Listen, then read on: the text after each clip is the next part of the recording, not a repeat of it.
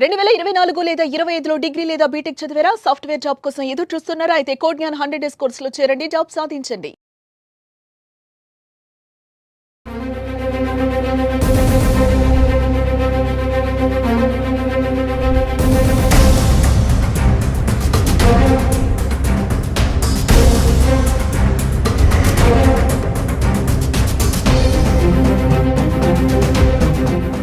వైష్ణవి హత్యకు care of అడ్రస్గా మారిన రంగనాయక స్వామి ఆలయం మన వెనుక వైపు కనిపిస్తుంది. ఇక్కడే ఈ ఆలయం కేంద్రంగానే అమ్మాయి పైన దాడి జరిగింది. ఆ అమ్మాయిని ఇక్కడే కొట్టి చంపేశారు. తర్వాత ఇదే ఆలయం వెనుక వైపున ఉన్నటువంటి చెట్ల పొదల్లో పడేశారు అన్న ఒక ఎక్స్పెక్టేషన్ అయితే పోలీసులు చేస్తున్నారు. దానికి సంబంధించి ఉదయం నుంచి కూడా క్లూస్ టీమ్ మొత్తం కూడా ఇదే ఆలయం పరిసరాలన్నింటినీ కూడా జల్లెడపడుతూ ఉన్నారు. ఏ ఒక్క ఎవిడెన్స్ అయినా దొరుకుతుంది, ఎందుకంటే ఇక్కడే ఆ అమ్మాయి పైన దాడి జరిగింది, కొట్టారు కాబట్టి ఖచ్చితంగా ఓ బ్లడ్ డ్రాప్స్ లేకపోతే అమ్మాయికి సంబంధించినటువంటి ఏదో ఒక వస్తువు ఇక్కడ ఉంటుందని వాళ్ళు సర్చింగ్ చేస్తూనే ఉన్నారు. ఉదయం నుంచి లోపలికి వెళ్ళి చూపించే ప్రయత్నం చేయబోతున్నాం మనం.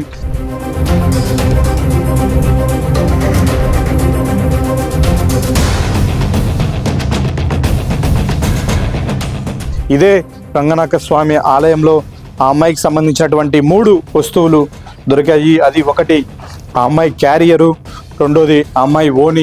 ఇదే ప్లేస్లో ఆ అమ్మాయి క్యారియరు దొరికిందని చెప్తున్నారు. మరో ప్లేస్లో కొద్దిగా లోపలికి వస్తే ఆ అమ్మాయి బ్యాగ్ దొరికింది, అలాగే ఆ అమ్మాయి ఓని కూడా ఇక్కడే లభించాయి. అయితే ఇక్కడ ఏం జరిగింది? ఆ అమ్మాయిని ఇక్కడే కొట్టి చంపేసిన తర్వాత ఇక్కడి నుంచి తీసుకెళ్ళిపోయారా, లేకపోతే ఇక్కడ ఆ అమ్మాయి అవన్నీ మర్చిపోయి అంటే వేరే చోటికి అవన్నీ వదిలేసి తీసుకెళ్లారా అన్నది ఇప్పుడు మిస్టరీగా మారింది. ఉదయం నుంచి కూడా ఈ రంగనాయక స్వామి ఆలయం పరిసరాలన్నింటినీ పోలీసులు జల్లెడపడుతూ ఉన్నారు. క్లోజ్ టీమ్స్ వచ్చాయి, అనువనువున కూడా వెతుకుతూ ఉన్నారు. ఇక్కడ మనం చూపిస్తున్నాం, ఇక్కడ ఈ డ్రాప్స్ పైన కూడా వాళ్ళు నిశ్చితంగా పరిశీలన చేశారు. ఇవి బ్లడ్ డ్రాప్స్ లాగా ఫస్ట్ వాళ్ళు ఎక్స్పెక్ట్ చేశారు కొంత. అయితే ఇలాంటి డ్రాప్స్ ఆలయంలో చాలా చోట్ల ఉండడంతో అమ్మాయి బాడీ నుంచి అంత బ్లడ్ రాలేదు కాబట్టి ఖచ్చితంగా ఈ బ్లడ్ డ్రాప్స్ అయ్యి ఉండకపోవచ్చు అన్న ఒక ఆలోచన కూడా పోలీసులు వస్తూ ఉన్నారు. అయితే ఇక్కడే ఖచ్చితంగా అమ్మాయి పైన దాడి జరిగింది అన్న ఒక నిర్ధారణకైతే ప్రస్తుతం డిపార్ట్మెంట్ వస్తూ ఉంది. ఇక్కడ దాడి జరిగిన తర్వాత అమ్మాయి చనిపోయిన తర్వాత బాడీ ఇదే మనం వెనక వైపు చూపిస్తున్నటువంటి ఈ గోడ వెనక వైపున ఉన్నటువంటి ముళ్ళ పొదల్లో పడేశారు. అక్కడికి ఏ రూట్లో తీసుకెళ్లారు? ఒక వ్యక్తి అంత బాడీని ఇన్ని బండరాలు దాటుకుంటూ తీసుకెళ్ళడానికి సాధ్యం అవుతుందా, లేదంటే ఎంతమంది ఈ హత్యలో పాల్గొన్నారు? దీనిపైన కూడా అనేక అనుమానాలు, సందేహాలు వస్తూ ఉన్నాయి. ఒకరు కాదు, ఇద్దరు కాదు, ఖచ్చితంగా 3 పర్సన్స్ అయితే తప్ప ఇక్కడి నుంచి బాడీని లిఫ్ట్ చేయలేరు. వాళ్ళు దాన్ని కన్వీనియంట్గా అంతవరకు మోసుకెళ్ళలేరు అన్న ఒక ఆలోచనకు అయితే పోలీసులు వస్తూ ఉన్నారు. ఇక మరోవైపు ఇక్కడ ఉన్నటువంటి ఈ గది చాలా సస్పీషియస్గా ఉంది. ఇక్కడ అనేక అనుమానాలు పోలీసులు వ్యక్తం చేస్తూ ఉన్నారు. ఇక్కడ ఒక బాటిల్లో కొంత వాటర్ని కూడా గుర్తించారు. ఆ వాటర్ ఏంటి అనేది ఇప్పుడు పోలీసులు చేశారు. మనం ఆ విజువల్స్ కూడా చూపించే ప్రయత్నం చేస్తున్నాము. అక్కడ ఉన్నటువంటి బాటిల్ ఒకటి కంప్లీట్ వాటర్ బాటిల్, అది తాగి పడేసినటువంటి నీటి వాటర్ బాటిల్. మరొకటి పాత వాటర్ బాటిల్, దాంట్లో కొంత వాటర్ కంటెంట్ ఉంది. అది ఏంటి, యూరినా లేకంటే వాటరా ఏందనేది చూడాలి. అది చూస్తే మాత్రం ఖచ్చితంగా యూరిన్ లాగే ఉంది, అది వాటర్ అయితే కాదు, ఆ కలరు ఫామ్ అయింది. అలాగని అంత చిన్న బాటిల్లో అక్కడ కొద్దిపాటి వాటర్ను అక్కడ ఉంచి వెళ్ళరు. అంటే వీళ్ళు చంపేసినటువంటి నిందితులు ఎవిడెన్స్ను అరైజ్ చేయడం కోసం ఆ లిక్విడ్ని ఏమన్నా వాడారా అన్న కోణంలో కూడా దానిపైన కూడా ఆల్రెడీ కొంత క్లోజ్ టీమ్ వర్కౌట్ చేస్తూ ఉంది. కొన్ని ఆధారాలు సేకరిస్తూ ఉన్నారు. అంటే అమ్మాయిని చంపేసిన తర్వాత కొట్టి చాలాసేపు బయట ఒక వ్యక్తి కాపలా ఉన్నాడు, ఎవరైనా వచ్చి చూస్తూ ఉన్నారా, ఎవరు లేని సమయంలో ఆ అమ్మాయిని తీసుకెళ్లడం కోసం, అంటే అదే మెయిన్ దారిలో తీసుకెళ్ళాలి కాబట్టి అప్పటి వరకు కూడా వెయిట్ చేశారు. అంటే ఇదే గదిలో మనం ఇక్కడ చూపిస్తున్నటువంటి ఇదే గదిలో ఆ అమ్మాయిని ఇక్కడ తోసి కట్టి పడేసిన తర్వాత, చంపేసిన తర్వాత ఇక్కడ ఉన్నటువంటి గుహ లాంటి ఈ గదిలోనే పెట్టారు. బయట ఒక పర్సన్ కాపలా ఉన్నాడు, ఇక్కడికి వచ్చి ఎవరు చూడకుండా. అంటే ఇక్కడ ఏదో లవర్స్ లోపల ఉంటే ఒక వ్యక్తి కాపలా ఉన్నట్టుగా సీన్ క్రియేట్ చేశారు. అందుకే తర్వాత కొంతమంది టూరిస్టులు వచ్చినప్పటికీ కూడా అక్కడ చూసే ప్రయత్నం చేయలేదు కాబట్టి అక్కడ సేవ్ చేసుకున్నారు. అలాగే బయట ఒక వ్యక్తి కాపలా ఉన్నాడు. ఈ సరౌండింగ్స్ మనం చూపిస్తున్నాం. ఇదే రంగనాయక స్వామి ఆలయం బయటకు వస్తూ ఉన్నాం మనం. ఇక్కడ ఉన్నటువంటి సరౌండింగ్స్లో ఎక్కడా కూడా జనసంచారం లేదు అని ఇక్కడ కాపలా ఉన్నటువంటి వ్యక్తి నిర్ధారణకు వచ్చిన తర్వాత ఇతను గ్రీన్ సిగ్నల్ ఇచ్చిన తర్వాతే లోపల ఉన్నటువంటి ఇద్దరు కూడా ఆ బాడీని తీసుకొచ్చే ప్రయత్నం చేసి ఇదే మార్గంలోనే మనం ఇప్పుడు చూపిస్తున్నటువంటి మార్గంలోనే వెళ్తూ ఉన్నాము. ఎందుకంటే మొదటిగా ఆ గోడపైకి ఎక్కి పైనుంచి పడేసి ఉంటారు అని పోలీసులు ఎక్స్పెక్ట్ చేశారు. కాకపోతే అలా జరిగి ఉండదు. ఎందుకంటే అంత పైనుంచి బాడీని పడేసి ఉంటే మరిన్ని గాయాలు బాడీకి అయ్యిండేటివి. కానీ అలాంటి గాయాలు ఏమీ లేకపోవడం వల్ల ఖచ్చితంగా బాడీని తీసుకెళ్లారు వాళ్ళు మోసుకొని అని చెప్తున్నారు. ఇదే దారిలో మనం ఈ గోడంతా కూడా రంగనాయక స్వామి ఆలయం, ఈ ఆలయం పక్కనే ఉన్నటువంటి దారి నుంచి వాళ్ళు బాడీని తీసుకెళ్లారు. ఇదే దారిలో వెనక వైపున దాచడం కోసం, అంటే కొట్టి పడేసిన తర్వాత వెంటనే టూరిస్టులు వచ్చే ఏరియా కాబట్టి వెంటనే ఐడెంటిఫై చేస్తే మాత్రం నిందితులు తప్పించుకోవడానికి అవకాశం ఉండదు, వాళ్ళు దొరికిపోతారు. కాబట్టి బాడీని గుర్తుపట్టడానికి కొంత సమయం పట్టేటట్టు ఎవరు గుర్తించలే చోటు దాస్తగిన వాళ్ళు పారిపోవడానికి అవకాశం ఉంటుందని ఎక్స్పెక్ట్ చేశారు. అందుకే ఇదే మార్గంలో తీసుకొచ్చారు బాడీని. 3 వ్యక్తులు ఉన్నట్టుగా పోలీసులు అనుమానిస్తున్నారు. ఆ అమ్మాయి పైన విచక్షణారహితంగా దాడి చేశారు, చంపేశారు. ఈ దాడికి కూడా అంతా లంచ్కు ముందే, అంటే 12-1 గంట ముందే జరిగింది. ఎందుకంటే అమ్మాయి క్యారియర్ బాక్స్ లోపలే దొరికింది. ఆ బాక్స్లో అన్నం కూడా తినలేదు, అన్నం అలాగే ఉంది క్యారియర్ బాక్స్లో. అంటే లంచ్ కన్నా ముందే 12-1 గంట మధ్యలోనే ఈ ఇన్సిడెంట్ జరిగి ఉంటుంది అని పోలీసులు అనుమానిస్తూ ఉన్నారు. ఇదే రూట్లోనే తీసుకొచ్చారు. ప్రస్తుతం మనం వెనుక వైపుకి వెళ్ళే ప్రయత్నం చేస్తున్నాము. ఇది రంగనాయక స్వామి ఆలయం గర్భగుడి. దీని వెనుక వైపున, అంటే ప్రహరీ గోడ పక్కన నుంచే ఉన్నటువంటి మార్గం. ఇక్కడ ఊరు కూడా ఈ దారిలో రారు, ఎందుకంటే అటువైపు నుంచి వస్తే అది లవర్స్ స్పాట్, అది ఎక్కువగా ప్రేమికులు అక్కడికి వచ్చి కూర్చొని మాట్లాడుకుంటూ ఉంటారు. కానీ ఈ దారిలో మాత్రం ఎవరు రారు అని చెప్తున్నారు. అందుకే ఈ విషయాలన్నీ కూడా వాళ్ళకి అవగాహన ఉన్నాయి. చేసినటువంటి నిందితులకు ఎక్కడ దాస్తే బాడీని గుర్తుపట్టలేరు అన్న అవగాహన కూడా వాళ్ళకు చాలా స్పష్టంగా ఉంది. అందుకే ఇదే మార్గంలో వచ్చారు. ఇప్పుడు మనం రీచ్ అయ్యాం, గుడి వెనుక భాగానికి రీచ్ అయ్యాం. మనం ఇక్కడ కూడా చూడొచ్చు, పెద్ద పెద్ద బండరాళ్ళు ఉన్నాయి, ఎత్తులు పల్లాలు ఉన్నాయి.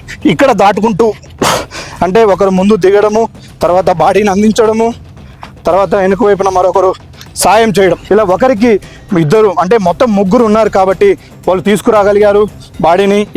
ఇదే చోటుకి ఈ దారిలోనే తీసుకొచ్చారని చెప్తూ ఉన్నారు. ఈ విధంగా దాటుకున్న తర్వాత ఇక్కడ దాటుకొని ఇప్పుడు మనం చూపించబోయే ముళ్ళ పొదల్లోనే ఇదే మార్గంలో వచ్చారు వాళ్ళు. ఇక్కడ ఉన్నటువంటి పై భాగం నుంచి వాళ్ళు వచ్చే ప్రయత్నం చేశారు. ఇది అంత కన్వీనియంట్ ప్లేస్ ఏం కాదు, ఇది నడవడానికి చాలా ఇబ్బందికరమైనటువంటి దారి. కానీ అలాంటి మృతదేహము ఎవరు గుర్తుపట్టకుండా ఉండడానికి ఇదే సరైన చోటు అని వాళ్ళు భావించారు. ఇదే మార్గంలో వచ్చారు. పైనుంచి చూశారు వాళ్ళు ఒకసారి, ఇక్కడ ముళ్ళ పొదలు ఉన్నాయి. ఖచ్చితంగా వీటి కింద ఇటువైపు మనం చూపించే ప్రయత్నం చేస్తున్నాం.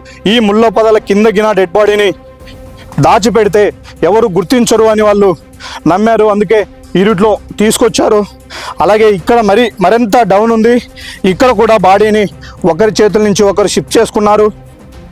ఈ విధంగా కిందికి దిగి ఒకరి నుంచి ఒకరు బాడీని అందుకున్నారు, కిందికి తీసుకున్నారు.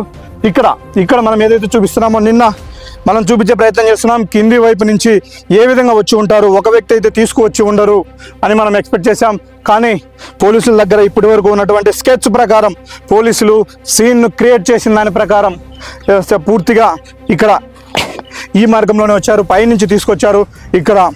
ఇక్కడ ఆ అమ్మాయిని ఇదే బండ పైన ఇట్లా వాలినట్టుగా, ఈ బండ ఆనుకొని ఉన్నట్టుగా శవాన్ని పడుకోబెట్టి ఇక్కడి నుంచి ఈ విధంగా పారిపోయారు.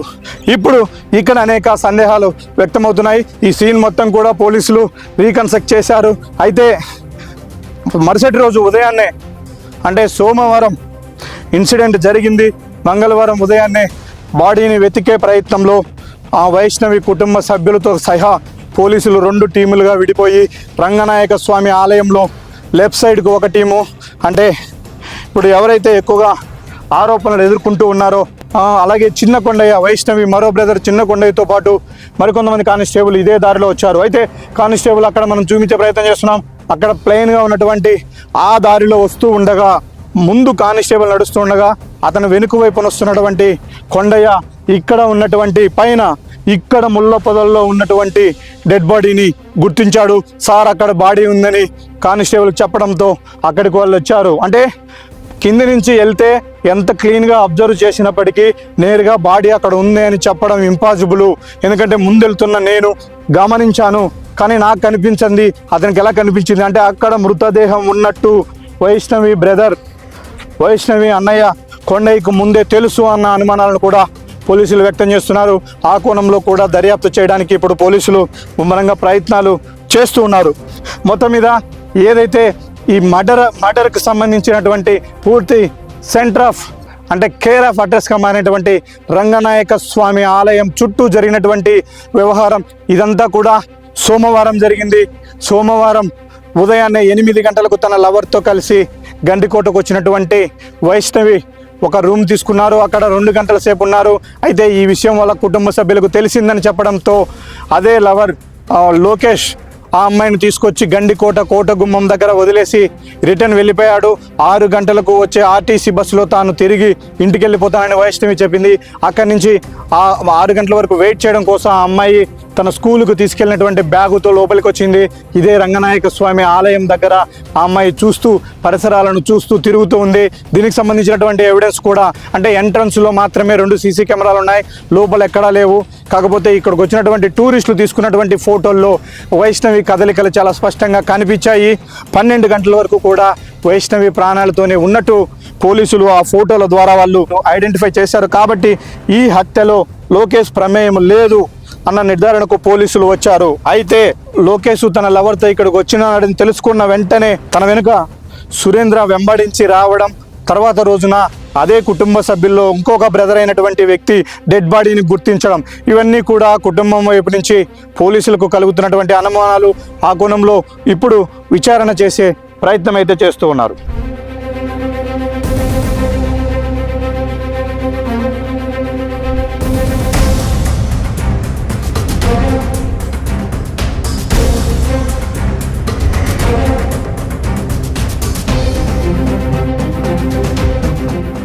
సుమన్ టీవీలో మీ పర్సనల్ అండ్ బిజినెస్ ప్రమోషన్స్ కోసం కింది నెంబర్కి కాంటాక్ట్ చేయండి.